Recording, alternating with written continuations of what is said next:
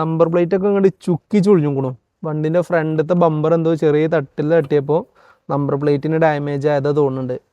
പക്ഷെ number plate മാറ്റാൻ യാതൊരു കോലമല്ല. കാരണം ഇത് HSRP നമ്പർ പ്ലേറ്റ് ആണ്.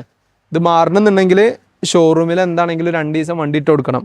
അവർക്ക് ഈ നമ്പർ പ്ലേറ്റ് ഡാമേജ് ആക്കിയിട്ട് അതിൻ്റെ ഫോട്ടോ അയച്ചു കൊടുത്തിട്ട് പിന്നെ സാധനം കൊറിയർ വന്നിട്ട് വണ്ടിയുമ്പോൾ ഫിറ്റ് ചെയ്തിട്ടേ നമുക്ക് വണ്ടി കിട്ടുള്ളൂ. അതായത് ഷോറൂമിൽ ഇട്ട് കൊടുത്തു കഴിഞ്ഞാൽ ഈ പ്രോസസ്സൊക്കെ കഴിഞ്ഞിട്ട് 2 ദിവസം കഴിഞ്ഞിട്ടേ വണ്ടി കിട്ടുള്ളൂ.